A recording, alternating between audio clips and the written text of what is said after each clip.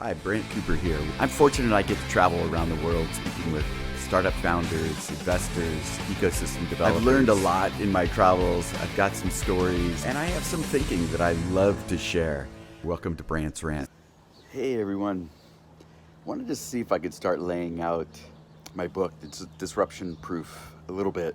You know, the reason why I've written this book is over the last 6-7 years, been working with a variety of very large companies trying to instill this entrepreneurial spirit or this innovation mindset into the organization. And, you know, coming from the startup world, we sort of go into these corporates on the innovation side of the house. And, you know, I've long sort of seen this dynamic where the innovation teams don't get the attention they deserve. And, you know, for the longest time I was sort of, you know, the core business just needs to see a return on investment, and so that runs counter to what we consider to be, you know, startup-like innovation. You know, this is sort of classic Christensen's innovator's dilemma. But what's kind of funny about it is after 6 or 7 years of this, I sort of come around to the core business side of this. And so maybe I'll rant on that some, but I wanted to lay out sort of the book is really about bringing this innovation mindset, this entrepreneurial spirit to the core business. And that is what's going to take care of the underutilized and underfunded innovation side of the house. You just frankly aren't going to get that done on the innovation side if the core business itself feels like it's struggling.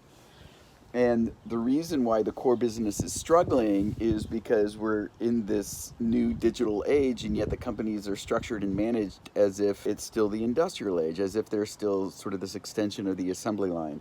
And so there's this fundamental disconnect that makes those in the core business uneasy, anxious, and even fearful of the future, because we're going through this radical change and things aren't really working anymore. So, you know, there's that line where, you know, if you keep doing the same thing and expect different results, you know, that's the definition of insanity. And so my question is, if you keep doing the same thing and you do get different results, then what does that mean, right? Then it's kind of insane to continue to try to do the same thing because it's not working as you expected anymore. You know, I've ranted on models. You know, all models are wrong and some are useful, that whole rant. I've ranted on conventional wisdom, and so existing models basically are conventional wisdom, and yet when you're in this new world, you're in this new environment, you have to reinvent those models. And of course, that's very difficult. People have their expertise and their understanding of the world. That's actually where they get their economic livelihood from, right? Because that's what defines their expertise. And so they're going to hold on to that for dear life, even if the rest of the world is changing. And so I think that's what we see is this sort of the old school management style, the old school leadership holding on to the way things used to be, and worked fairly well up until the Great Recession, I think. And now we're in this period where we're going to see endless disruption, right? Continuous things that disrupt our normal course of business, whether they're economic downturns, pandemics, energy grids collapsing in Texas, you know, a ship stuck in the canal that disrupts global supply chains. That's sort of the new normal, in my opinion. We live in a, you know, highly complex world, super interdependent, mesh network, unorderly, complex. It's just a different world out there. Decision making is sort of shifted from, you know, sort of the core large institutions inside of society and in business, and really that decision making has shifted out now to the very edge of society, to the margins, where we're all holding computers in our pockets that are way more powerful than those room-sized computers that began the digital age. So a bunch of just fundamental changes there, and it requires this new mindset. And so there's a ton of people, you know, all of you listening, I think, probably get that there needs to be this new mindset. The difficult part of it is, I think, is that we want to hold on to that, just like the experts of the past want to hold on to their intellectual capital, because that's where they get their economic differentiation from, is their expertise. Those that have that innovation entrepreneurial mindset also kind of want to hold on to it. But fundamentally, it won't work because the businesses will fail. Everybody needs to deal with, at some level, how you operate in this new world. And so things like, human-centered design and agile practices, and leaders empowering others and developing some of these soft skills like vulnerability and empowerment and empathy, these type of things. All of those are coming together. That's not by coincidence. They're all needed in this new age, in the 21st century. And that's really what the book is about. So disruption proof is about building companies that are rad. Okay, yeah, rad, man. Resilient, so they're able to weather the storms of this continuous disruption. They're aware. So by aware, I mean that they lift their heads up from the work that they're doing, and they're taking in changes in the environment, changes in their ecosystem, changes that are happening inside the company, technological changes, things that startups are up to. So there's got to be this hyper awareness of all of these things that are going on in the environment, and then dynamically able to change course based upon a mission to create value in the world, such that that is their, that generates the revenue, that generates the wealth, is the providing value first. That's sort of the nature of capitalism at its origins.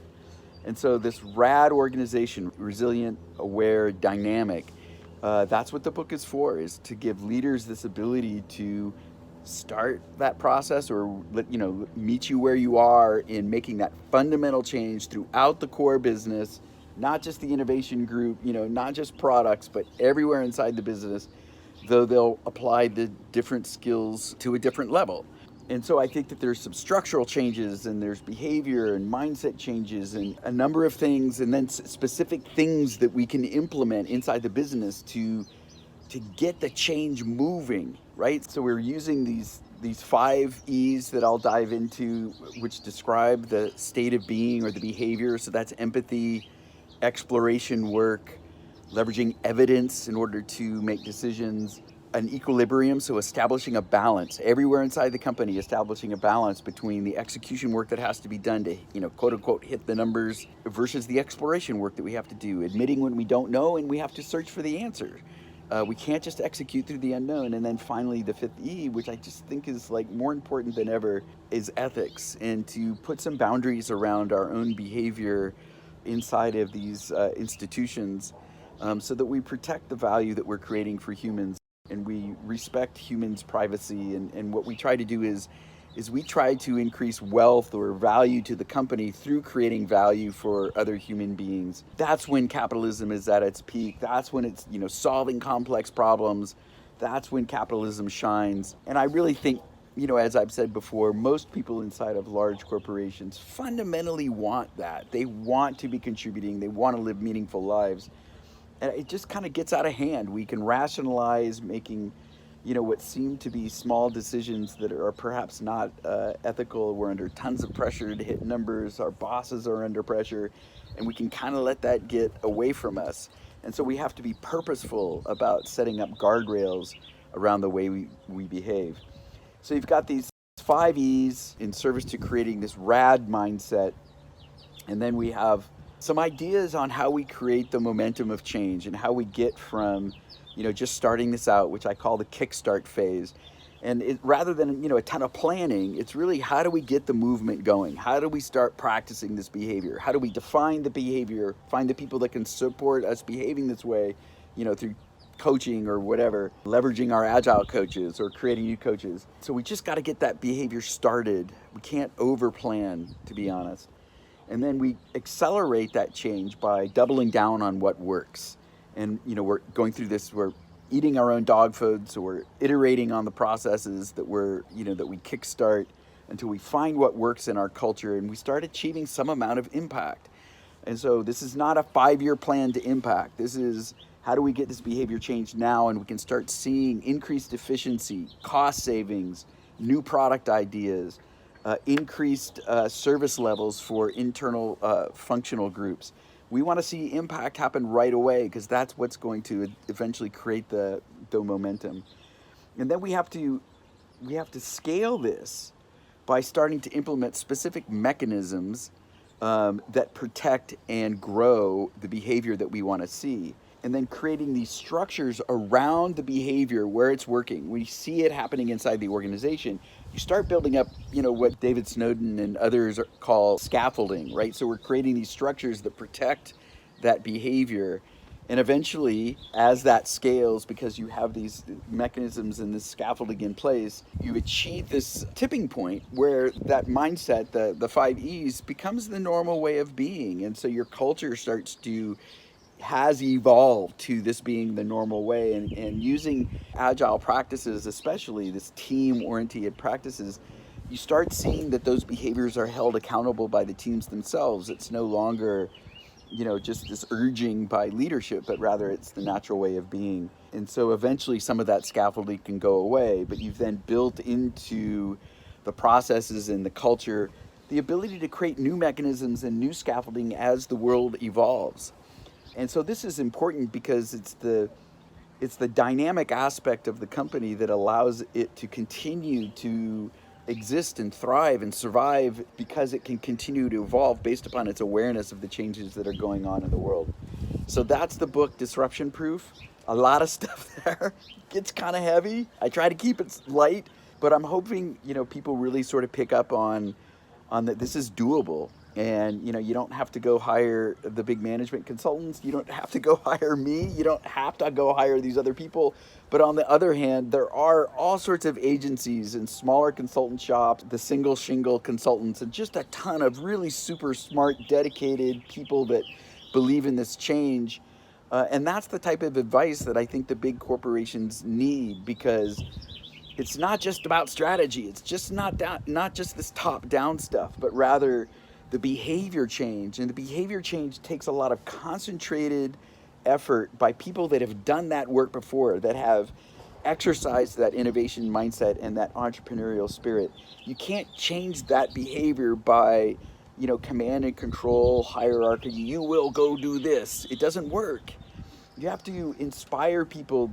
You have to allow them to use their creativity, and you have to provide a sense of safety to them, that they can go bold and make small mistakes in order to not make big ones, and to use this learning and exploration mode in conjunction with the execution side. So I'm not here preaching that the whole company has to become a startup or it's all about exploration mode. The whole point is that you have to balance this.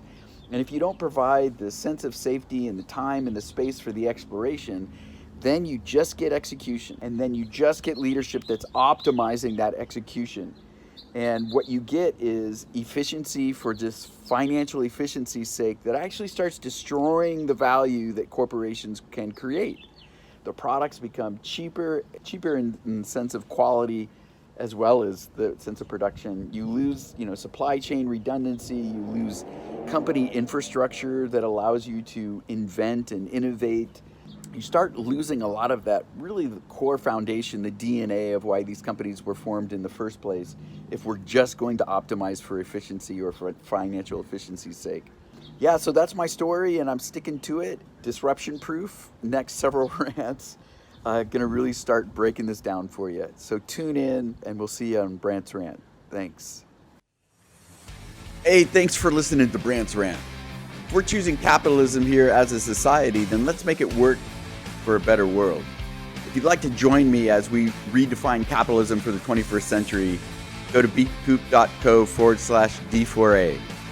Also, if you have a pressing issue that you're facing in your innovation group, your product group, your startup, and want to join me on video, see the link below. Subscribe, like, see you next time.